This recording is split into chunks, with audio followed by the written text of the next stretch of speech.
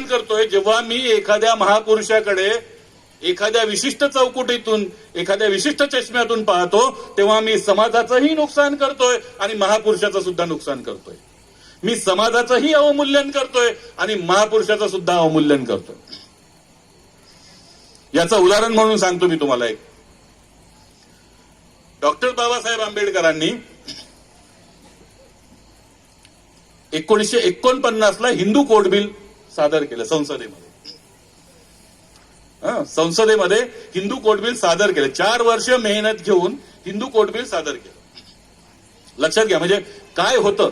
कदाचित आता आपल्याला या गोष्टी कळत नाही कारण काही भूमिका घ्याव्या लागतात, काही गोष्टी समजून घ्याव्या लागतात, त्याच्यासाठी मेहनत करावी लागते, त्याच्यासाठी अभ्यास करावा लागतो, ते समजून घ्यावं लागतं. तेव्हा आपलं घर, आपला समाज, आपल्या आजूबाजूचे नातेवाईक आणि आपला देश हा पुढे जात असतो. जे हिंदू कोड बिल मांडलं डॉक्टर बाबासाहेब आंबेडकरांनी, आपल्या देशामध्ये काश्मीर पासून तर कन्याकुमारी पर्यंत हिंदू समाज आहे. काश्मीर एवढं तर मान्य आहे ना की काश्मीर पासून तर कन्याकुमारी पर्यंत आपल्या देशामध्ये हिंदू समाज आहे. पण आपल्या असं लक्षात येतं की दर 12 कोसावरचा हिंदू बदलतोय. लक्षात घ्या, मी थोडंसं काळजीपूर्वक सांगतोय काही गोष्टी. संधीच मिळाल तर काळजीपूर्वक सांगूयात आणि काळजीपूर्वक ऐकूयात की काश्मीर पासून तर कन्याकुमारी पर्यंत हिंदू समाज आहे. पण असा हिंदू समाज असून सुद्धा प्रत्येक हिंदू समूह, जे छोटे छोटे समूह आहे हिंदूंचे, त्यांच्यामध्ये त्यांच्या स्वतंत्र चालीरीती आहेत आणि प्रथा परंपरा आहे. म्हणजे धनगर असेल धनगर हिंदू आहे पण त्याच्या चालीरीती वेगळ्या आहेत. वडार असेल वडार हिंदू आहे, चालीरीती वेगळ्या आहेत. माळी असेल माळी हिंदू आहे, चालीरीती वेगवेगळ्या आहेत. म्हणजे लक्षात घ्या, म्हणजे कन्याकुमारी पासून तर काश्मीर पर्यंत सगळा हिंदू समाज आहे. हिंदू बहुसंख्याकाने हिंदू आहेत. हिंदू समाज एवढ्या मोठ्या प्रमाणामध्ये आहे तरी सुद्धा या समग्र हिंदू समाजामध्ये छोट्या छोट्या जे कुठले समूह निर्माण झाले त्यांच्यामध्ये वेगवेगळ्या प्रथा आणि परंपरा आहेत. म्हणजे काश्मीरचा हिंदू आणि दक्षिणेतला हिंदू सारखा नाही. म्हणजे गुजरातचा हिंदू आणि इकडे एखाद्या आसामकडचा हिंदू हा सारखा नाही. त्यांच्याकडे चालीरीती म्हणजे काही हिंदू रीतिरिवाजांमध्ये बळी दिला जातो तर काही हिंदू रीतिरिवाजांमध्ये बळी देणं हे महापाप ठरतं. काही रीतिरिवाजांमध्ये स्त्रीला सती जाणं हे धार्मिक कर्तव्य समजलं जातं आणि काही समाजामध्ये स्त्रीचं या पद्धतीनं दहन करणं स्त्रीचं हे महापातक समजलं जातं. हिंदू समाज एकच. डॉक्टर बाबासाहेब आंबेडकरांनी जे हिंदू कोड बिल मांडलं आपल्याला माहित नसतं ना, किंवा म्हणजे थोडंसं आपण कानाडोळा करत चालतो त्याच्यामुळे या गोष्टी माहित होत नाही आपल्याला. डॉक्टर बाबासाहेब आंबेडकरांनी जे हिंदू कोड बिल मांडलं त्या हिंदू कोड बिलच्या पाठीमागे मुख्य हेतू असा होता की भारतामधला जो हिंदू आहे, जो काश्मीर पासून तर कन्याकुमारी पर्यंत आहे, या सगळ्या हिंदूंमध्ये सारख्याच प्रथा आणि परंपरा निर्माण करून टाकायच्या. म्हणजे होईल काय तर काश्मीर पासून तर कन्याकुमारी पर्यंतचा हिंदू समाज एक होईल. लक्षात येतंय तुमच्या? लक्षात येतं? म्हणजे हिंदू कोड बिल म्हणजे हे कोड बिल आहे, हा नियम आहे. कायदा करणार होते ते. कायदा होता, तो नियम होता, निर्णय होता की भारतामधला काश्मीरचा हिंदू आणि कन्याकुमारी पर्यंतचा हिंदू या सगळ्यांमध्ये सारख्याच चालीरीती सारख्याच प्रथा करायच्यात. म्हणजे काय झालं असतं आज जे म्हणजे हिंदूंच्या एकत्रीकरणासाठी आणि अखंड हिंदू समाज निर्माण करण्यासाठी ज्या वेगवेगळ्या संघटना काम करतात त्यांचं काम डॉक्टर बाबासाहेब आंबेडकरांनी संसदेमध्ये सादर केलेलं हिंदू कोड बिल जर मंजूर झालं असतं तर आज जी कुठली धडपड चाललेली हिंदू समाजाला एकत्र करण्याची हे काम डॉक्टर बाबासाहेब आंबेडकरांनी 1949 साली पूर्ण केलं असतं. लक्षात घ्या. आणि जर या देशातला सगळा हिंदू समाज जर एक झाला असता, एकजीव, काय की हिंदू समाज एकजीव होणं म्हणजे काय तर भारतामध्ये ज्या कुठल्या वेगवेगळ्या जाती आहेत त्या प्रत्येक जातीचे जे कुठल्या प्रथा परंपरा आहेत, पद्धती आहेत, प्रथा परंपरा आहे, या सगळ्या प्रथा परंपरा वेगळ्या करणं, त्यांना एकत्र करणं म्हणजे आणि त्यांच्यामध्ये एकसूत्रता आणणं, एकसूत्रीपणा आणणं भारतातल्या सगळ्या हिंदूंमध्ये.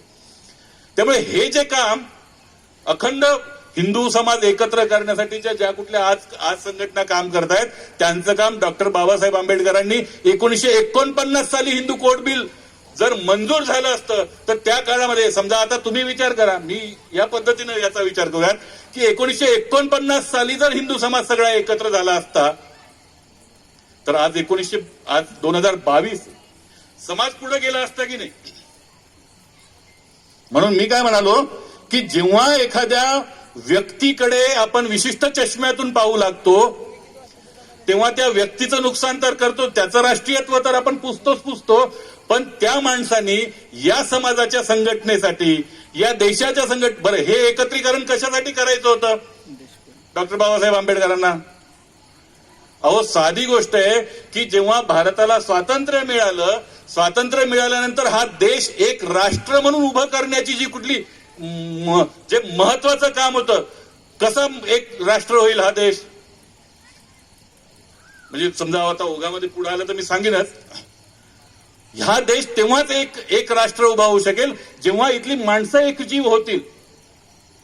राष्ट्र एकजीव एक राष्ट्र उभं करण्यासाठी, भारताला राष्ट्र म्हणून उभं करण्यासाठी, भारतातली लोकसंख्या एकजीव झाली पाहिजे होती की नाही, एकजीव व्हायला पाहिजे की नाही. जर भारतातली सगळी लोकसंख्या, भारतातली सगळी माणसं जर एकजीव होत असतील, एकात्म होत असतील तरच तो देश राष्ट्र होतो, अन्यथा देश राष्ट्र होत नाही. तुम्हाला माहित आहे की भारत जेव्हा स्वतंत्र झाला आणि भारताने जेव्हा संविधान स्वीकारलं, तुम्हाला कदाचित आपल्याला माहित आहे कारण आपण मराठवाड्यातले आहोत, आपल्याला हे सगळा इतिहास माहित, तेव्हा भारतामध्ये 500 संस्थानं होती. लक्षात घ्या, म्हणजे मी थोडंसं बारकाईने सांगतो या सगळ्या गोष्टी की जेव्हा भारत स्वतंत्र झाला तेव्हा भारतामध्ये 500 संस्थानं होती. 500 संस्थानं म्हणजे 500 राज्य, 500 राजे आणि 500 राजांचं सैन्य. कारण एक संस्थान म्हणजे त्याचा एक संपूर्ण देश, एक राजा, राजांचं मंत्रिमंडळ, राजाचं सैन्य, याच्यासह एक संस्थान, अशी 500 संस्थानं. ही 500 संस्थानं देशामध्ये विलीन करणं, लक्षात घ्या. म्हणजे एक देश, भारताचा जो कुठला नकाशा आपल्या डोळ्यापुढे येतो, हा नकाशा किंवा हा देश एक राष्ट्र म्हणून जर उभं राहायचं असेल, एक राष्ट्र व्हायचं असेल तर ही 500 संस्थानं आधी विलीन करावी लागतील भारतात. भारत जेव्हा स्वतंत्र झाला आणि भारताने जेव्हा राज्यघटना स्वीकारली तेव्हा 500 संस्थानं होती आणि भारत जेव्हा स्वतंत्र झाल्यानंतर सुद्धा 2 संस्थानं विलीन होत नव्हती. हे आपल्याला माहिती आहे कारण मी मराठवाड्यातले. हैदराबाद मुक्तीसंग्राम, निजाम संस्थान, हे निजाम संस्थान 1948 ला विलीन झालं, हे लक्षात घ्या. हे जे निजाम संस्थान आहे, ज्या निजाम संस्थानामध्ये आपण आहोत, मराठवाडा आहे, मराठवाड्याचा काही भाग होता, मराठवाडा होता, हे निजाम संस्थान 1947 ला स्वतंत्र नाही झालं. आता मी थोडंसं वाकड्यात शिरून असं म्हणू शकतो की जर मराठवाडा सारखा प्रदेश जो भारताच्या हृदयाच्या स्थानी आहे, तुम्ही मराठवाड्याचं भारताच्या नकाशामधलं जर मराठवाड्याचं स्थान शोधलं तर कुठे येतं ते? अत्यंत मध्यभागी. महाराष्ट्र हा मध्यभागी आहे, नागपूर हे पूर्ण आपल्या देशाचं केंद्र आहे, म्हणजे महाराष्ट्र मध्यभागी आहे आणि महाराष्ट्रामध्ये मराठवाडा आहे. आता माझं असं साधं म्हणणं आहे की जर मराठवाडा 1948 ला स्वतंत्र होत असेल तर भारत 1947 ला कसं काय स्वतंत्र होऊ शकतो? लक्षात येत आहे? जर मराठवाडा हा 1948 ला कारण तुम्हाला पूर्ण देश स्वतंत्र करायचा आहे ना, पूर्ण देश जर स्वतंत्र करायचा असेल तर पूर्ण देश हा 1948 ला स्वतंत्र झाला, कारण मराठवाडा 1948 ला स्वतंत्र झाला. आणि जर मराठवाडा 1948 ला स्वतंत्र झाला असेल तर देशाचा स्वातंत्र्य दिन कोणता? अरे तुम्ही मी मराठवाड्यातले लोक आपण इतकं सहन करतोय की तुमचं माझं या देशामध्ये सामील होणं हे 1948 ला झालं आणि भारत स्वातंत्र्य दिन 1947 ला मानतो. मग मराठवाड्यातल्या माणसांनी म्हटलं पाहिजे की अरे आम्ही नव्हतो ना तिथं 47 ला, मग ज्या दिवशी आम्ही स्वतंत्र झालो तो स्वतंत्र दिवस का नाही भारताचा? म्हणजे मराठवाड्याचं अस्तित्व नाकारायचं तर किती नाकारायचं? तुम्हाला माहित आहे ना निजाम स्टेट कोणत्या पद्धतीनं सामील झालं भारतामध्ये? म्हणजे सरदार वल्लभभाईला ते म्हणजे जेव्हा निजाम स्टेट विलीन करायचं होतं भारतामध्ये तेव्हा निजामाने धमकी दिली की मी युनो मध्ये तक्रार करीन, मी स्वतंत्र देश आहे, माझं स्वतंत्र संस्थान आहे, मी स्वतंत्र राष्ट्र आहे. लक्षात घ्या, मी स्वतंत्र राष्ट्र आहे. आणि जर एक दुसरा देश हा माझ्या राष्ट्र असण्यावर जर काही संकट आणत असेल, आक्रमण करत असेल तर हा आंतरराष्ट्रीय प्रश्न होतो आणि आंतरराष्ट्रीय प्रश्न युनोकडे तक्रार करावी लागते आंतरराष्ट्रीय प्रश्नाची. त्यामुळे निजामाने धमकी दिली की जर तुम्ही माझ्यावर बळजबरी केली तर मी भारताची युनोमध्ये तक्रार करीन आणि युनो मग भारताचं राष्ट्रीयत्व स्वीकारायचं की नाही हे ठरवेल. ही वस्तुस्थिती निजामाचं संस्थान भारतामध्ये विलीन करताना होती. आणि मग काय करायचं असा पेच सगळ्या सरकार शासनापुढे पडला. त्यांच्या असं लक्षात आलं की जर आता आक्रमण केलं तर युनोमध्ये भारत नव्यानं स्वतंत्र झालेला नवा देश उभा झाला होता, नव्यानंच देश म्हणून उभा राहिलेला होता. त्यामुळे नव्यानंच देश म्हणून जन्माला आलेल्या देशाची लगेच युनोमध्ये तक्रार म्हणल्यावर युनोचं म्हणजे भारताचंच काही खरं नव्हतं. त्यामुळे त्यांनी असं विचार म्हणजे सुरू झालंय की आता याला कसं विलीन करून घ्यायचं. डॉक्टर बाबासाहेब आंबेडकर कायदे मंत्री होते. म्हणजे मी ह्या गोष्टी मुद्दाम याच्यासाठी सांगतोय की आपण ज्या चौकटी केल्यात ना त्या चौकटीमध्ये आपण आपलं काय नुकसान करून घेत आहोत. त्या चौकटीमुळे मी काय नुकसान करून घेतलं, मी या चष्म्यातून पाहतो त्यामुळे मला त्या चष्म्याचं दिसतं, त्यामुळे माझं जे नुकसान होतं ते नुकसान आपल्याला सांग.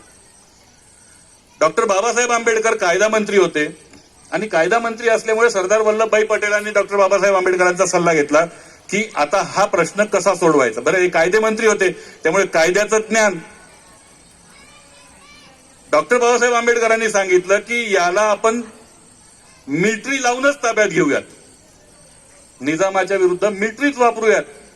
पण मिलिटरी वापरताना, कारण मिलिटरी कधी वापरली जाते जेव्हा